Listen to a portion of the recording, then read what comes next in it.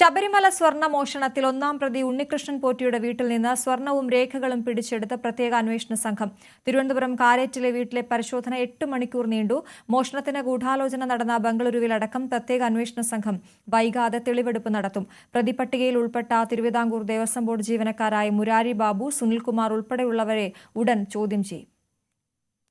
2 ദിവസത്തെ വിശദമായ ചോദ്യം ചെയ്യലിന് ശേഷമാണ് ഉണ്ണികൃഷ്ണൻ പോറ്റിയുടെ വെഞ്ഞാറമൂടിനടുത്തുള്ള വീട്ടിൽ പ്രത്യേക അന്വേഷണ സംഘം മണിക്കൂറുകൾ നീണ്ട പരിശോധന കഴിഞ്ഞ ദിവസം നടത്തിയത്.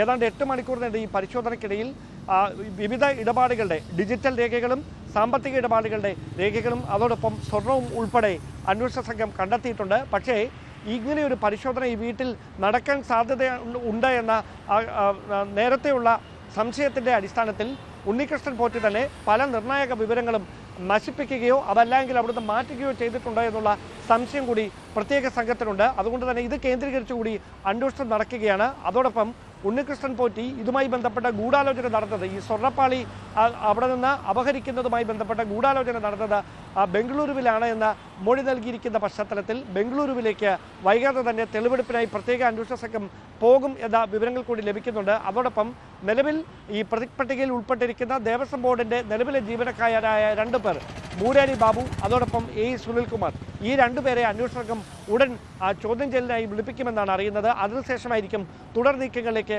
കടക്കുക. എന്തായാലും 14 ദിവസമാണ് പോറ്റിയെ അന്വേഷണ സംഘത്തിന്റെ കസ്റ്റഡിയിൽ വിട്ടിരിക്കുന്നത്. അതിനു മുമ്പ് പരമാവധി തെളിവുകൾ ശേഖരിച്ചുകൊണ്ട് ഉണ്ണികൃഷ്ണൻ പോറ്റിയിൽ നിന്ന് ചോദ്യം ചെയ്യലിലൂടെ ഈ സംഭവവുമായി ബന്ധപ്പെട്ട ഗൂഢാലോചനയിൽ ആർക്കൊക്കെ പങ്കുണ്ട്, മറ്റേതെങ്കിലും രാഷ്ട്രീയ നേതാക്കൾ ഇതുമായി ബന്ധപ്പെട്ടിട്ടുണ്ടോ എന്നതടക്കമുള്ള ചോദ്യങ്ങൾക്ക് ഉത്തരം തേടുകയാണ് പ്രത്യേക അന്വേഷണ സംഘം. PM ശ്രീ പദ്ധതിയുമായി സംസ്ഥാന സർക്കാർ മുന്നോട്ട്. പദ്ധതിയിൽ ഉൾപ്പെടാൻ സന്നദ്ധത സംസ്ഥാന സർക്കാർ കേന്ദ്രത്തെ അറിയിച്ചു. CPIയുടെ എതിർപ്പ് തള്ളിയാണ് വിദ്യാഭ്യാസ വകുപ്പിന്റെ തീരുമാനം. കേരളത്തിന്റെ വിദ്യാഭ്യാസ നയത്തിൽ നിന്നും പിന്മാറില്ലെന്നും കേരളത്തിന്റെ വിദ്യാഭ്യാസ പാരമ്പര്യത്തിൽ നിന്നുകൊണ്ടായിരിക്കും പദ്ധതി നടപ്പിലാക്കുകയെന്നും മന്ത്രി വി ശിവൻകുട്ടി പ്രതികരിച്ചു. കുട്ടികൾക്ക് ലഭിക്കുന്ന പണം എന്തിനു വേണ്ടെന്ന് വെക്കണമെന്നായിരുന്നു CPIയുടെ എതിർപ്പിനെക്കുറിച്ചുള്ള ചോദ്യത്തിന് മന്ത്രിയുടെ മറുപടി. കേന്ദ്ര ഗവൺമെന്റിന്റെ ഫണ്ടാണെങ്കിലും അത് രാജ്യത്തെ എല്ലാവർക്കും അവകാശപ്പെട്ടതാണ്. എന്തെങ്കിലും ഒരു ന്യായം പറഞ്ഞ് ഫണ്ട് എങ്ങനെ വെട്ടിക്കുറയ്ക്കാമെന്നാണ് കേന്ദ്ര ഗവൺമെന്റ് ആലോചിച്ചുകൊണ്ടിരിക്കുന്നത്. നമ്മളെ കുട്ടികൾക്ക് കിട്ടേണ്ട ഫണ്ട് എന്തെങ്കിലും സാങ്കേതികത്വം പറഞ്ഞ് മാറ്റപ്പെടേണ്ട കാര്യമില്ല. അത് ഫണ്ട് വാങ്ങിയിട്ട് കേരളത്തിന്റെ ജനങ്ങൾക്ക് അനുയോജ്യമായിട്ടുള്ള, കേരളത്തിന്റെ സംസ്കാരത്തിന് അനുയോജ്യമായിട്ടുള്ള, കേരളത്തിന്റെ ഒരു വിദ്യാഭ്യാസ പാരമ്പര്യം ഉണ്ട്. ഇടതുപക്ഷ ജനാധിപത്യ മുന്നണിയുടെ പ്രകടനപത്രികയിൽ പറയുന്ന കാര്യങ്ങൾ അതിൽ ഊന്നിയൊന്നുകൊണ്ട് ഈ ഫണ്ട് വാങ്ങി ഞാൻ ഈ പറഞ്ഞ വിഭാഗത്തിന്റെ സഹായം ചെയ്യണമെന്നുള്ളതാണ്. അത് പോസിറ്റീവായിട്ട് മാത്രം എടുത്താൽ മതിയാവും. അത് നെഗറ്റീവായിട്ട് എടുക്കേണ്ട കാര്യമില്ലെന്നാണ് എനിക്ക് തോന്നുന്നത്. സെക്രട്ടറി പറഞ്ഞതും ബഹുമാനപ്പെട്ട വിദ്യാഭ്യാസ മന്ത്രി പറഞ്ഞുവെന്ന് നിങ്ങൾ പറഞ്ഞതും ഞാൻ കേട്ട വിഷയമല്ല. എൻ്റെ അറിവും എൻ്റെ ബോധ്യവും ഉള്ളത് ഈ ഗവൺമെന്റിൽ ഇപ്പോൾ അങ്ങനെ ഒരു തീരുമാനം എടുത്തിട്ടില്ല.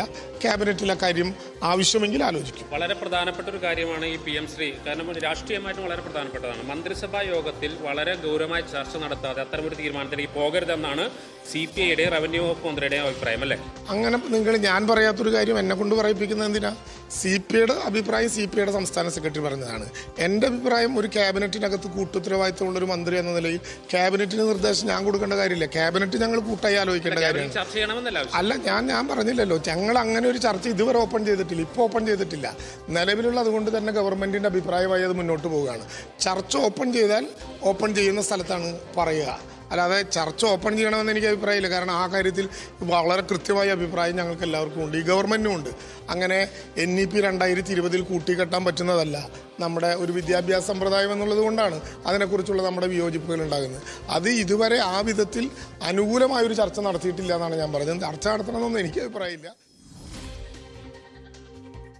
എറണാകുളം കടവന്ത്ര രാജീവ് ഗാന്ധി ഇൻഡോർ സ്റ്റേഡിയത്തിൽ തോക്കുമായി എത്തിയ യുവാവ് പിടിയിൽ. ഡിവൈഎഫ്ഐ നേതാവ് വിദ്യാധരൻ കൊലക്കേസിലെ സാക്ഷിയായ ഉദയംപേരൂർ സ്വദേശി അജീഷാണ് നിരീശ്വരവാദ കൂട്ടായ്മയായ എസൻസ് സംഘടിപ്പിക്കുന്ന പരിപാടിയിൽ തോക്കുമായി എത്തിയത്. പ്രതികളിൽ നിന്ന് വധഭീഷണി ഉള്ളതിനാൽ ലൈസൻസുള്ള തോക്കുമായാണ് സ്ഥിരമായി സഞ്ചരിക്കുന്നതെന്നും ഇയാൾ പോലീസിന് മൊഴി നൽകി. തസ്ലീമ നസ്രിൻ ഉൾപ്പെടെയുള്ളവർ പങ്കെടുക്കേണ്ട പരിപാടി പരിഭ്രാന്തിയെ തുടർന്ന് നിർത്തിവെച്ചെങ്കിലും പിന്നീട് പുനരാരംഭിച്ചു.